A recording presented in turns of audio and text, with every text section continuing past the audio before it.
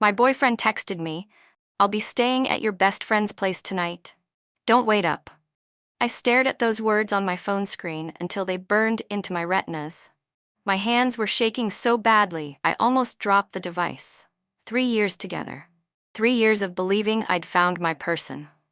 And this is how Edward chose to tell me he was cheating with my best friend. The apartment felt suffocating. I could hear my heartbeat in my ears, drowning out everything else. Part of me wanted to call him screaming. Part of me wanted to drive over there and bang on Lori's door until the neighbors called the cops. But something deeper, something colder, took over instead. I typed back, "Okay, sleep well." 2 words. That's all I gave him. Because in that moment, staring at his casual cruelty, something fundamental shifted inside me. Edward thought he was announcing his betrayal. What he'd actually done was declare war on someone who'd been holding back her true nature for 3 years. He had no idea what that text just cost him. But he was about to find out. If you want to see exactly how I made him regret those 11 words, hit that subscribe button right now, because this story is just getting started. Now, before I tell you what happened next, I need to know. Have you ever received a text that changed everything in an instant?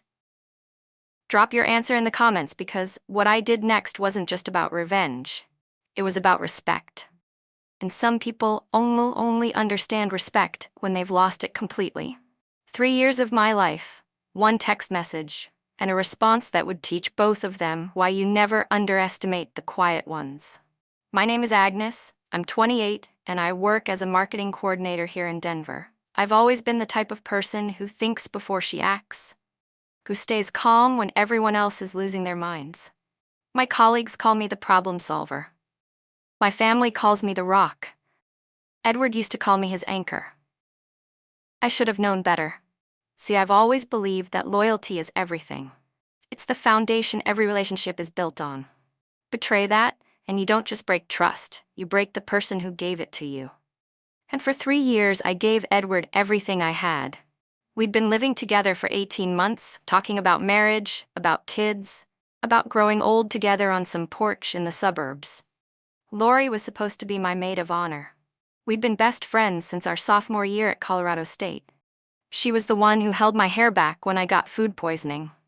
I was the one who drove 4 hours to pick her up when her ex-boyfriend left her stranded in Aspen. We were sisters by choice, bound by a decade of shared secrets and unconditional support. Or so I thought. I met Edward 2.5 years ago at this little coffee shop downtown.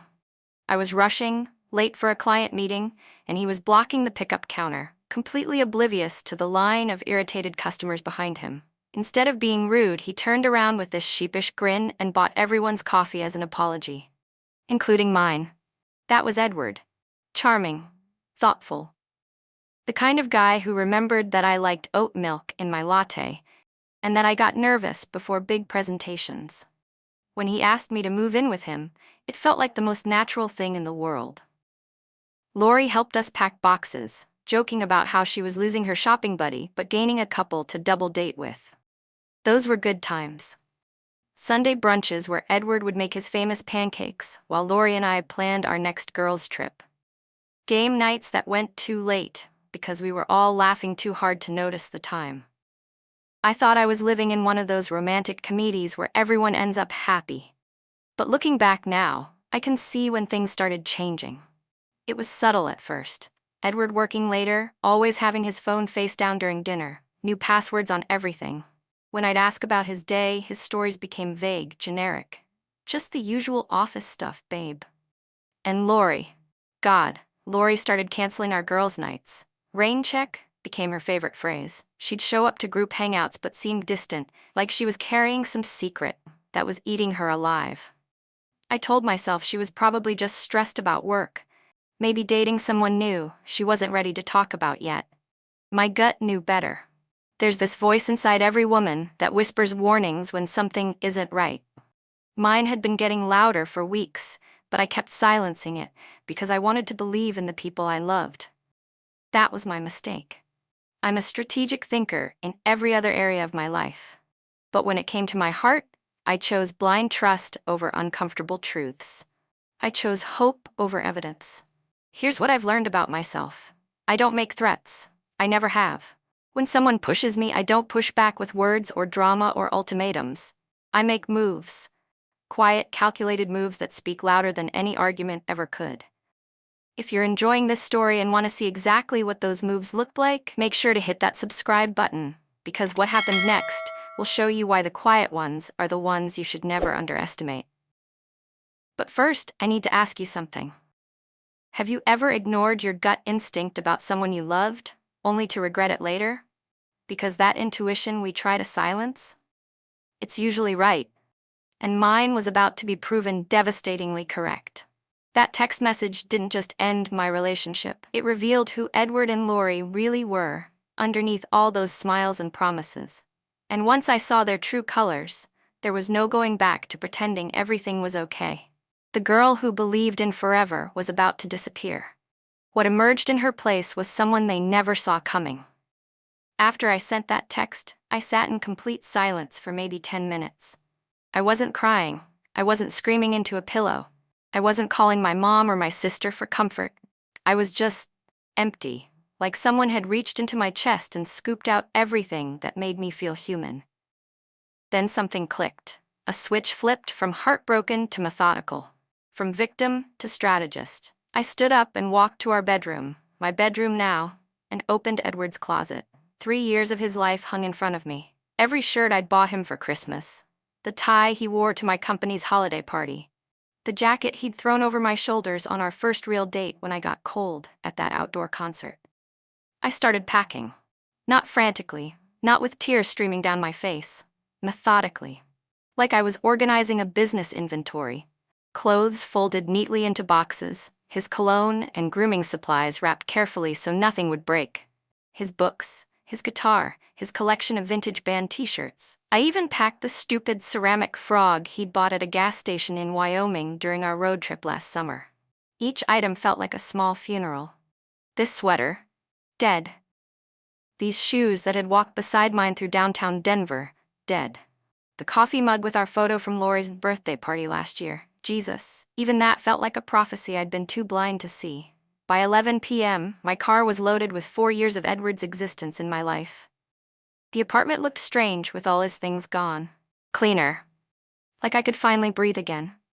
The drive to Lori's apartment complex felt surreal.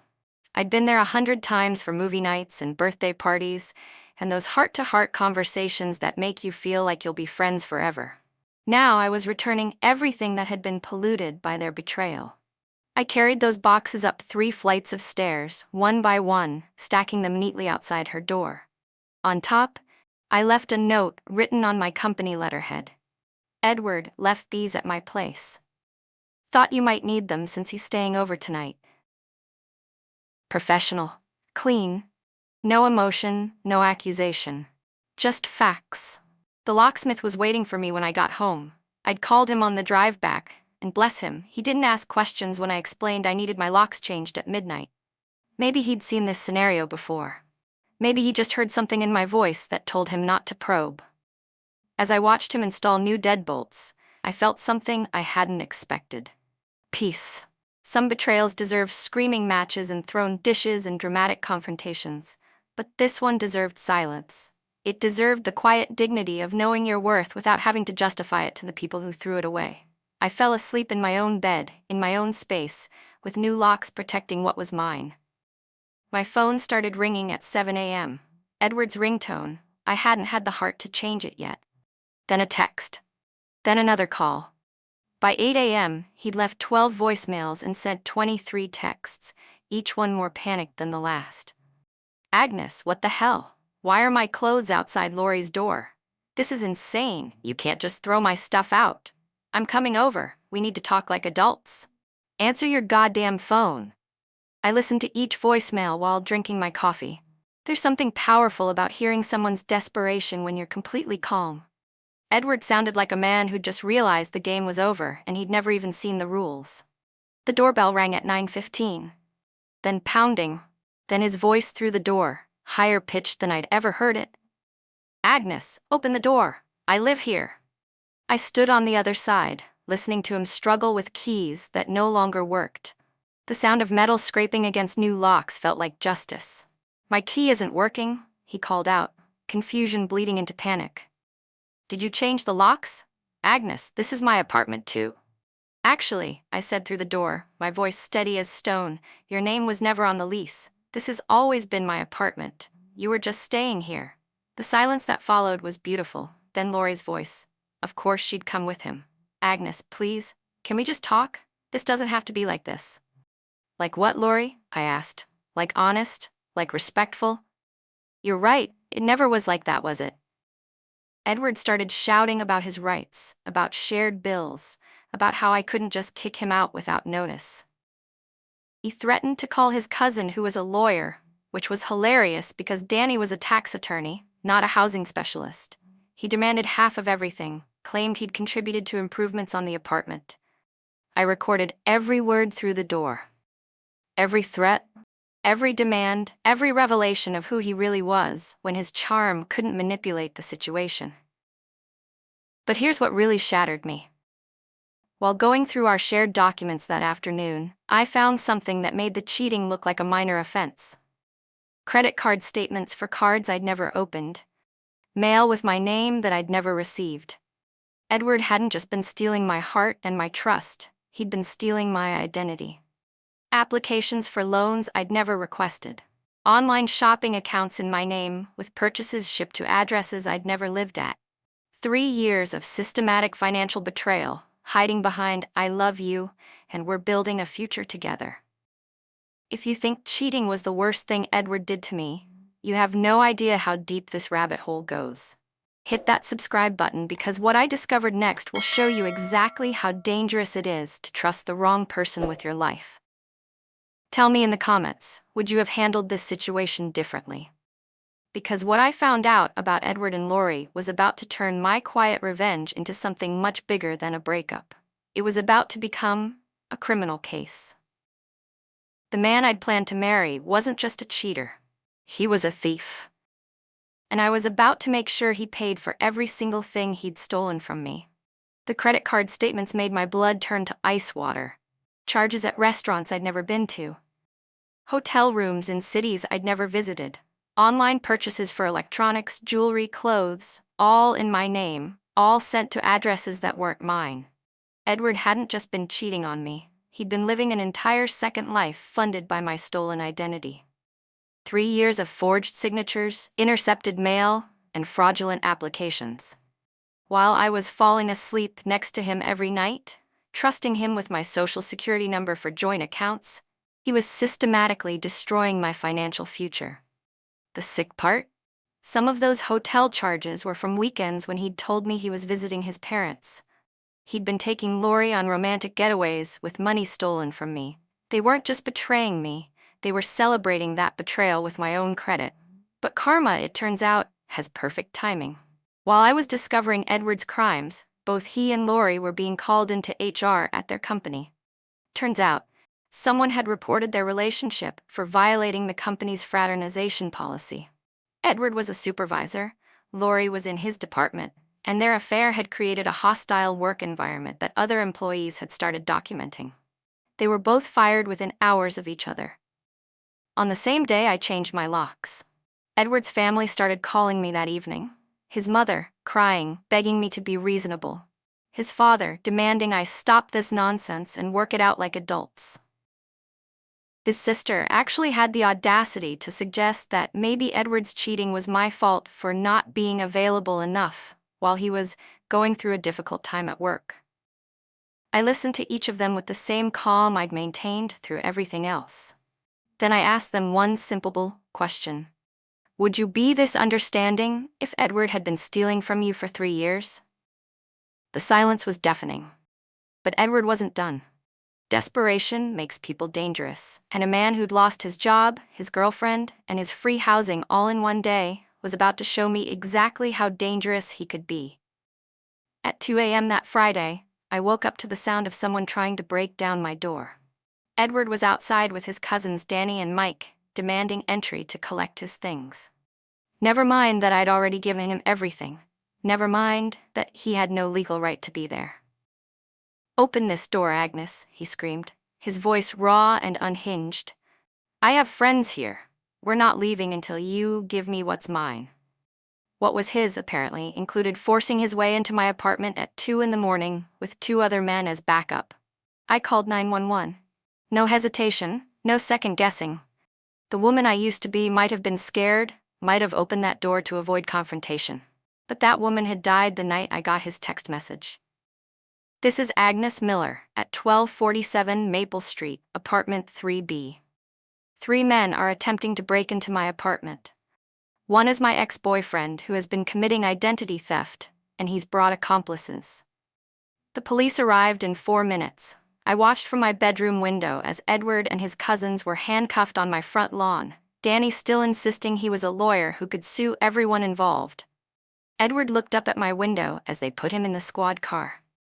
Even from 3 stories up, I could see the rage in his eyes. The entitlement. The complete inability to understand that his actions had consequences.